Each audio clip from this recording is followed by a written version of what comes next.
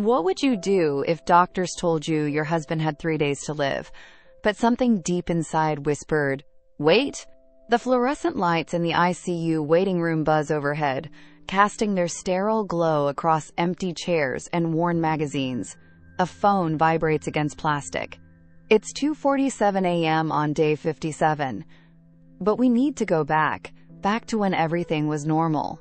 Back to Tuesday evening, 6:15 p.m., when a woman named Sarah stood at the stove stirring spaghetti sauce. Steam rose from the pot in lazy spirals.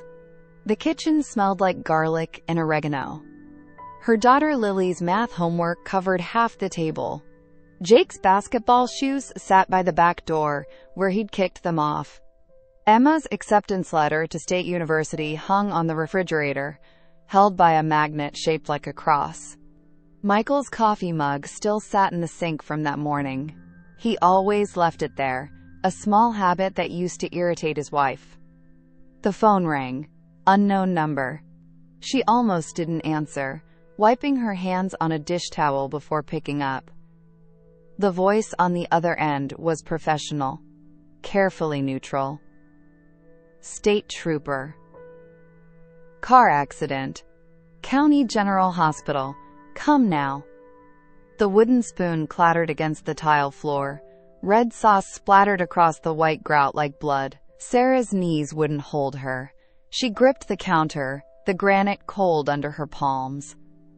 45 minutes later, she pushed through the emergency room doors.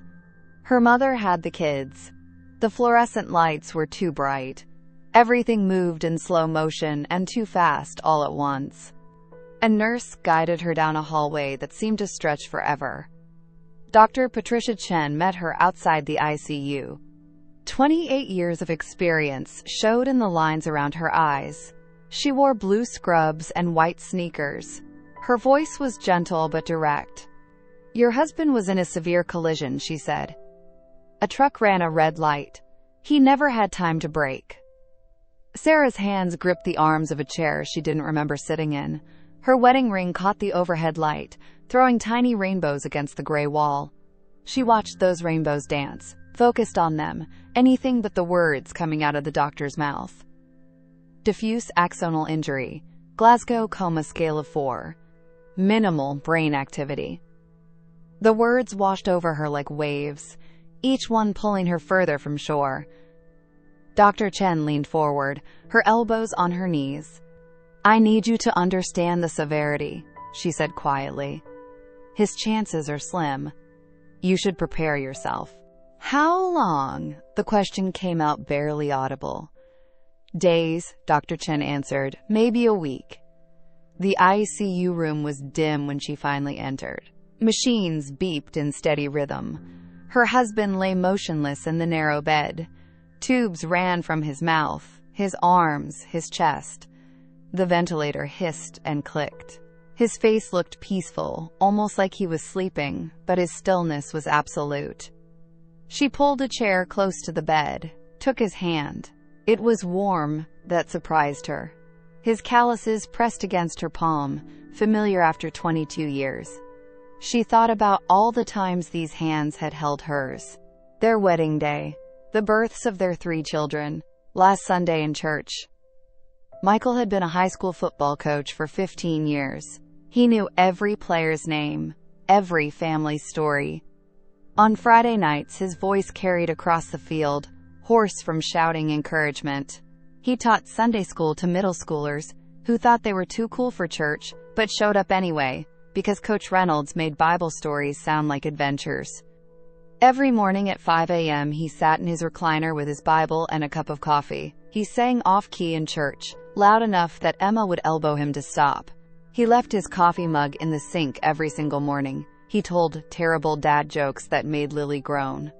He never missed Jake's basketball games. He was supposed to be there for all of it. Emma's graduation, Jake's senior year, Lily's first dance, their 25th anniversary. Growing old together. The ICU nurse adjusted something on one of the machines. She didn't make eye contact. The nurse had seen this before. Families sitting vigil, hoping, and she knew how it usually ended. On day 3, Sarah called Pastor David. His voice was steady on the phone, the same voice that had married them, baptized their children, preached every Sunday for the past 12 years. "I'll be there in 20 minutes," he said. "And Sarah, I'm activating the prayer chain." Within 2 hours, 147 members of Cornerstone Community Church received the message. Coach Reynolds, ICU County General, critical condition. Pastor David arrived with his wife Linda. They sat together in the small chapel on the second floor, 6 wooden pews and a simple cross on the wall. Afternoon light filtered through a small window, throwing shadows across the worn carpet. Pastor David didn't offer platitudes. He just asked, "What do you need?" "I need people to pray without stopping," she said. Her voice was hoarse from crying. "I need them here." "Then that's what we'll do," Linda replied. She pulled out her phone and started texting. By evening, a schedule had formed. 2-hour shifts, 24 hours a day, 7 days a week. The hospital administrator, after some discussion, agreed to let them use the chapel, as long as they stayed quiet. That first night, 12 people showed up. They filled every chair, took turns reading from Psalms. At midnight, 2 of them went to the ICU to sit with the patient. They read scripture aloud at his bedside. The machines beeped their steady rhythm. He didn't respond. The ICU night shift nurse was Jennifer Morrison. 15 years of intensive care experience meant she'd seen everything. Trauma victims who pulled through against odds, families who couldn't let go, miracles that turned out to be temporary improvements before the final decline. She'd learned not to hope too much. Jennifer checked vitals with efficient movements, blood pressure steady but low, heart rate regular but weak, oxygen saturation maintained by the ventilator. She'd read the chart. Patients with this level of injury, this many days in a coma, didn't wake up. Not the way families wanted. She noticed the woman in the chair, the wife who arrived every morning at 6 and left at midnight. 18 hours, every single day. Jennifer had seen this dedication before. 10 days passed. Nothing changed. 15 days. 20 days. The brain scans showed the same minimal activity. Dr. Chen reviewed them twice, hoping to see something different. But the prayer vigil continued. The chapel schedule stayed full. People the wife had never met showed up to sit for 2-hour shifts. A coworker from the high school brought a coffee maker. A neighbor donated blankets. Former students came in their college sweatshirts on spring break to maintain the rotation. The chapel slowly transformed. Worn Bibles appeared on the windowsill. Handwritten prayer requests covered a bulletin board someone had brought. Photos appeared. The coach on the football field in his Sunday shirt and tie, laughing at a family barbecue. Emma, Jake, and Lily took turns reading their father's favorite verses at his bedside. Emma chose Philippians. Jake picked Psalms. Lily read from John, her voice shaking. They talked to him about school, about their lives, about missing him. Jennifer started recognizing the rotating faces. The older man who always arrived at 4 a.m., Bob from the men's Bible study. The young couple expecting their first baby, Mark and Rachel. The teenager with acne and a backpack full of homework, Tyler, one of the coach's football players. Even the janitor, Marcus, started slipping into the chapel during his break, sitting in the back pew for 5 minutes before returning to his cleaning cart. The hospital staff began to notice. Nurses mentioned it at shift change. Doctors paused in the hallway outside the chapel, curious about the quiet dedication happening on the second floor. 30 days arrived. Dr. Chen called the wife into the consultation room. The same gray walls, the same tissue box. She was more direct this time. The charts, spread across the table, showed no neurological improvement. The patient's body was declining, muscle atrophy, skin breakdown, despite their care, the ventilator doing all the work of breathing. The financial reality hung unspoken in the air. ICU costs measured in thousands per day. Dr. Chen's recommendation was clinical, compassionate, inevitable. Comfort care. Withdrawal of life support. Let him go peacefully. She'd made this recommendation 100 times before. Not yet, came the response. The words came out stronger than the wife felt. Please, not yet. Dr. Chen studied her for a long moment. 2 weeks, she finally said. I'll give you 2 more weeks. Then we need to make a decision. The wife nodded, stood, walked to her car in the parking lot. The spring air was warm. Birds sang in the trees. She gripped the car door handle until her knuckles went white. Then the sobs came, tearing out of her chest, doubling her over. She cried until she couldn't breathe. Then she went back inside, back to the ICU, back to the bedside, back to waiting. 35 days. Jennifer was assigned to the room again. She entered quietly, expecting to find the wife dozing in the chair. Instead, she was reading aloud from Proverbs chapter 3. Trust in the Lord with all your heart, and lean not on your own understanding. Her voice was steady, practiced. Jennifer began her checks. Vitals unchanged, pupils fixed. No response to stimuli. She should have moved to the next room. But something made her pause at the foot of the bed, listening. In all your ways acknowledge him, and he shall direct your paths. The wife looked up. She smiled, tired but genuine. Good morning, Jennifer. How do you keep doing this? The question escaped before Jennifer could stop it. It wasn't professional.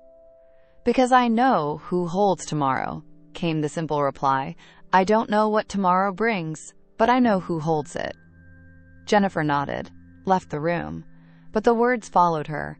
That night, driving home in the dark, they echoed in her mind. She'd believed in God once. A long time ago, before nursing school, before 15 years of watching people die. 40 days. Jennifer found herself speaking to the patient during her rounds. Not just charting vitals, actually speaking. Good morning. Your vitals are stable. Your wife will be here soon. Tyler came by last night. She felt foolish, but she kept doing it.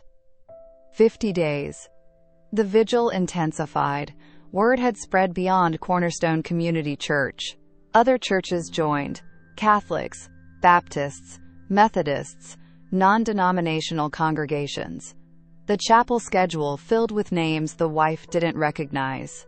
People were driving from neighboring towns to take a 2-hour shift. 55 days.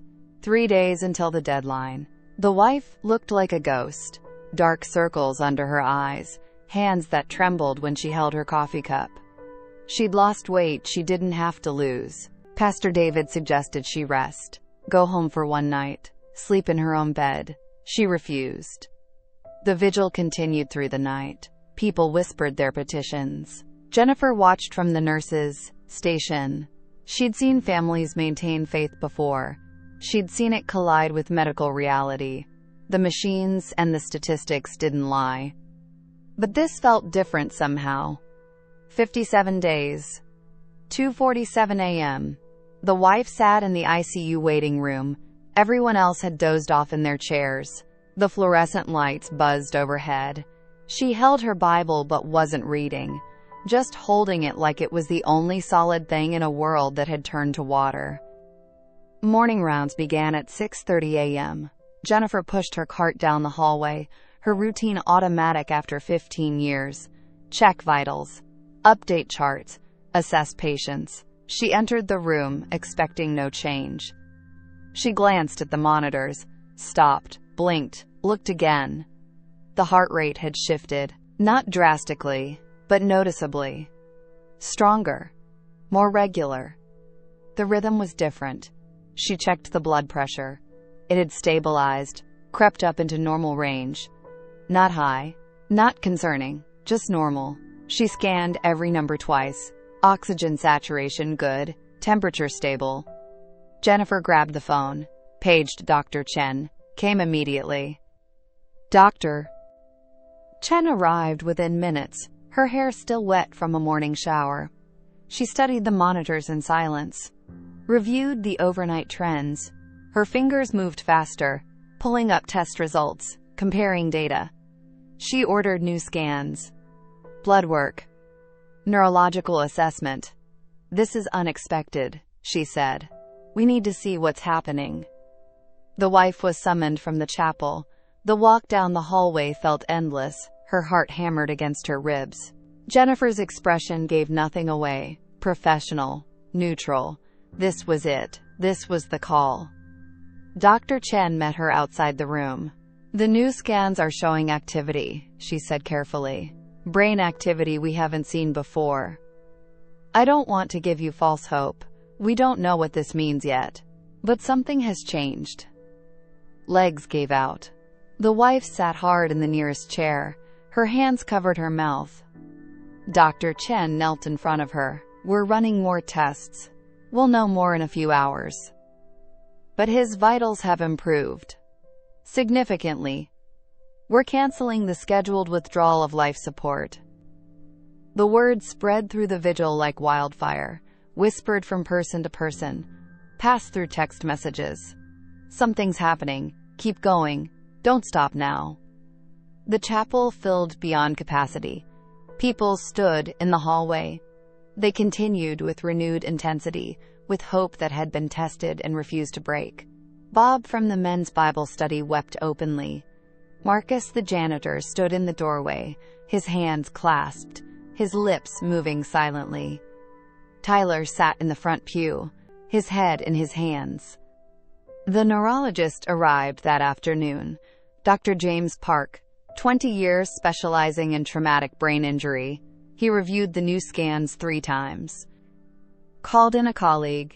They stood in front of the light board, pointing at images, speaking in low tones. The conversation was brief, technical, and ended with 3 words that no one said out loud: "We don't know."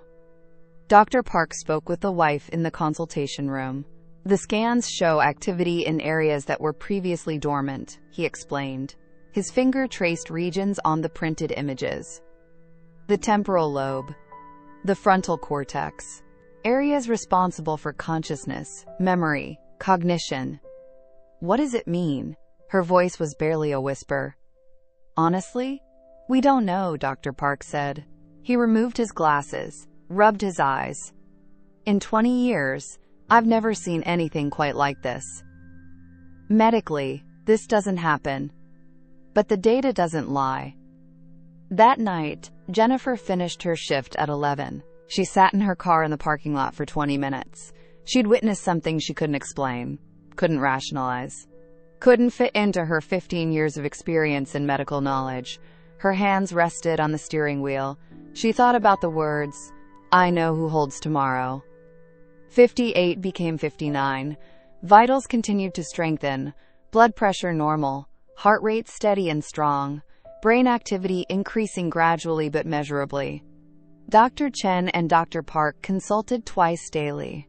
Neither could explain it. Neither would call it a miracle. But neither had another word for it. 60 arrived with morning light through the ICU window. The wife sat in her usual chair, his hand in hers. She'd been there all night, hadn't slept, couldn't sleep. She whispered her petitions, sang hymns softly, told him about Emma's plans for college, about Jake's basketball season, about Lily's school play. At 7:42 a.m., his fingers twitched. She froze. Her breath stopped. She stared at their clasped hands. Had she imagined it? No. There. Again. A small movement. Deliberate. Real. At 7:43 a.m., his eyes moved beneath closed lids. Rapid movement. Like dreaming. Like waking. At 7:44 a.m., Michael Reynolds opened his eyes. The room was too bright.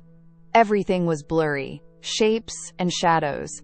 He blinked. Slowly. Once. Twice. The world came into focus. White ceiling. Beeping sounds. A window with morning light. And a face. A familiar face. The face he'd seen every day for 22 years.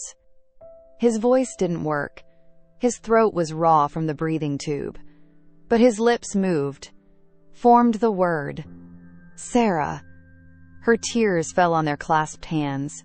Hot drops against his skin. She leaned close, her face inches from his. "I'm here," she whispered. I'm right here. I never left. His eyes moved slowly, taking in the room, the machines, the tubes. Confusion flickered across his face. He looked back at her. His lips moved again. Barely audible. I heard you. Every word. Jennifer stood in the doorway. She'd come to check vitals. Instead, she watched a man wake from 60 days of silence. Watched a wife collapse into grateful sobs. Watched something she'd spent 15 years believing was impossible. Her own eyes burned. She turned away, wiped them quickly, went to page Dr. Chen. The neurologist visits began on day 65. Dr. Park ran cognitive tests, memory assessments, motor function evaluation. The patient showed remarkable progress. Remembered his life before, his wife, the kids, his job, had gaps in some areas, some memories fuzzy or missing, but the core of who he was remained intact. Physical therapy started the same day. 60 days of stillness had cost him strength. But he was motivated, determined. 3 months post-waking, he walked with a walker. 4 months with a cane. 6 months on his own with occasional balance issues. His speech improved from halting and slurred to nearly normal. Just a slight hesitation sometimes, searching for words. 85% recovered, the doctors said. An outcome they couldn't explain, shouldn't have happened, defied medical precedent. Dr. Park spoke privately with Dr. Chen. I've written up the case for medical journals, he said, to document what happened. Because this shouldn't have been possible. What do you think happened? She asked. She'd spent 28 years trusting science, following data, believing in what could be measured and explained. Dr. Park shook his head. Medically, I have no explanation, but I've learned something in 20 years. There are things beyond what we can measure. Present day, County General Hospital ICU waiting room. A man walks through the double doors wearing a visitor badge and carrying a worn Bible. He sits in the plastic chairs where his wife once sat, where families sit now, facing their own impossible situations. The Martinez family occupies 3 chairs. Their son Carlos was in a motorcycle accident 6 days ago, coma. The doctors have given their recommendation.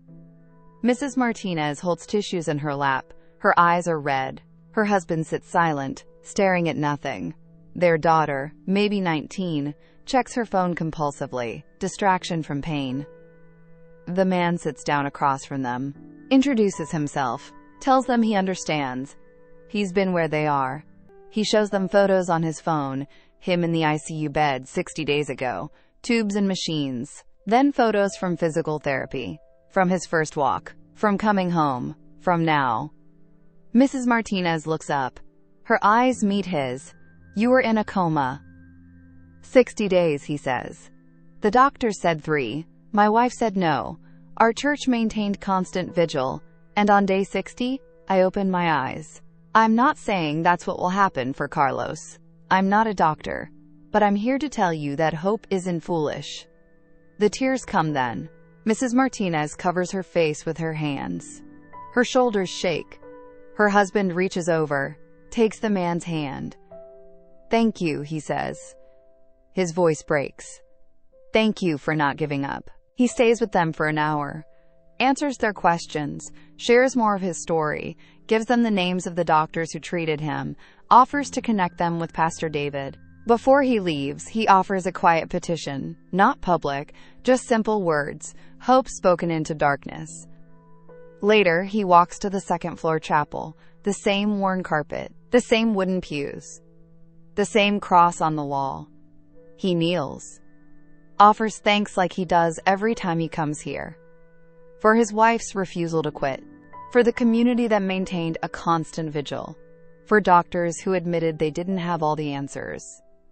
The door opens. Jennifer enters for her shift. She stops when she sees him, smiles. They've become friends over the past months. She sits in the back pew, takes a moment before starting her shift.